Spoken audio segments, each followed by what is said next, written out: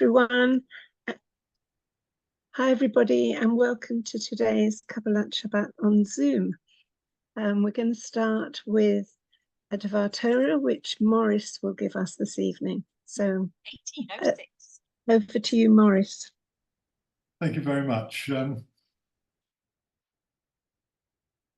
going to be an interesting one, this one, I think. I'll either make friends or make enemies here. After this talk, I'll probably be branded as a heretic and will no longer be given the opportunity to speak again. However, I think this is something that needs airing. We treat our women as second-class citizens.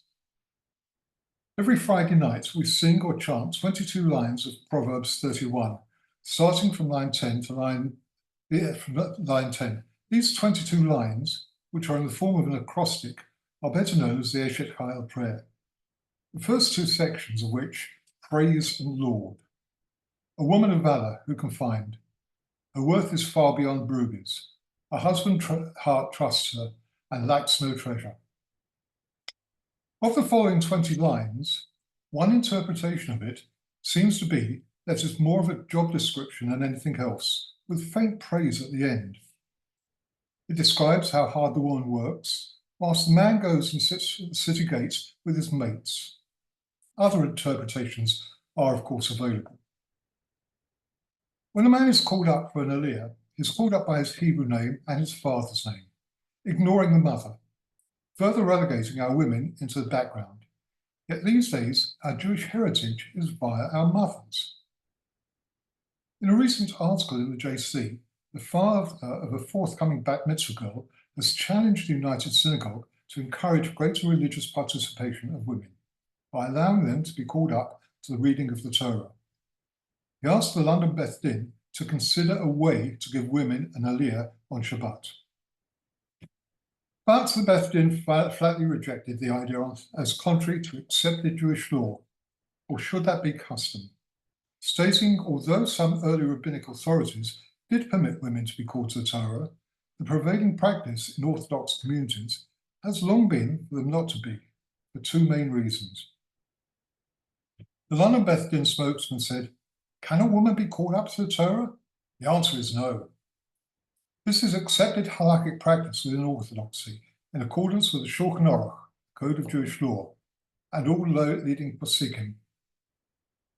And yet, the Babylonian Talmud, Megillah 23a, states, our rabbis taught, all may be included in the seven called to the Torah on Shabbat, even a minor, and even, their words, not mine, a woman.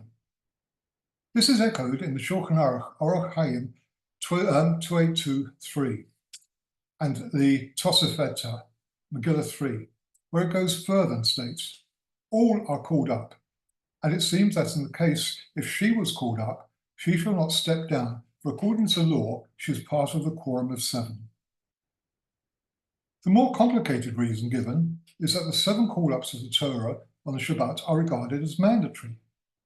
Women are not obliged to read the Torah as men are. Therefore, it would be wrong to ask a woman to perform an obligatory mitzvah on behalf of men. Based on this, most Orthodox congregations, only men are called to the Torah.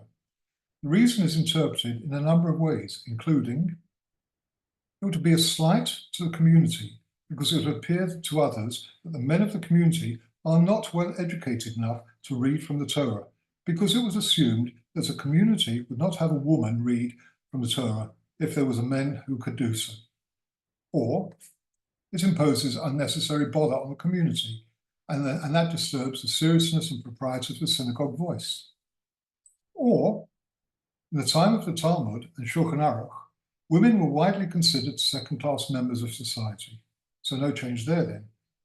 And therefore, women were not worthy representatives of the community. However, we often call up more than seven men, so the additional call-ups are not mandatory. Thus, given anything over seven could be considered optional, could be made available to women. The second reason given is that calling up a woman publicly said it would offend the dignity of the community. The compiler of the Shulchan Aruch, the Code of Jewish Law, Rabbi Joseph Caro, life spanned the end of the 15th century and the beginning of the 16th. His worldview was, as inevitable, influenced by his environment and the customs of the day. The position of women in those days was and is very different to our attitudes today. In Cairo's day, women were expected to be subservient, quiet, and homebound, with their primary ambitions entirely confined to marriage, childbirth, and homemaking. Granted, social status and economic class played into what degree these expectations were manifested. The social structure of 16th century Europe allowed women limited opportunity for involvement. They served largely as managers of their household. Women were expected to focus on practical domestic pursuits and activities that encouraged the betterment of their families, and more particularly their husbands. Overall, the position of women was one of subordination and limited opportunities. They were expected to fulfill traditional gender roles and were often excluded from participating in public life. It's therefore not unreasonable to suggest that that concept of the women's position in society fed into this compilation of the Shulchan Aruch with regard to the dignity of the community. And yet Maimonides suggests that public dignity is not an absolute concept, but a relative one, meaning it may be set aside. In the German colony neighborhood of Jerusalem, Shira Hadashah Synagogue emphasizes a more expansive role for women. Founded in 2002 by a group of local residents, Shira Hadashah's inclusive prayer service format has been adopted by a number of congregations around the world. It has not surprisingly come in for a lot of criticism. The congregation combines tradition with prayer leadership opportunities for women, including leading Kabbalat Shabbat, reciting Pesukei de Zimra, removing and replacing the Torah in the Ark, and reading the Torah on Saturday mornings. The Mechitza separating the men and women runs down the middle of the room. Parts of the service require a minyan not to begin until both 10 men and 10 women are present. This approach has been countenanced by the community. One rabbi stated, "Anyone who is truly God-fearing will not join such a minyan, since this is how the breaking of Jewish tradition begins. Today they do this, and in the future the result will be women and men praying completely together. This is obviously a concern that this will lead to mixed dancing." The Beth Din is hiding behind the notion that religion can't change, evolve, or do anything that isn't established Orthodox practice. And that is exactly what happened originally.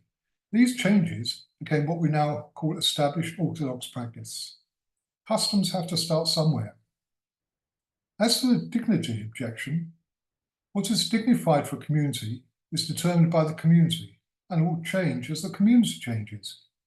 Dignity concepts that were enacted 1,000 years ago will have changed over the years. Shabbat Shalom. Thank you, Morris. Okay. Right, Morris, very good indeed. Sure.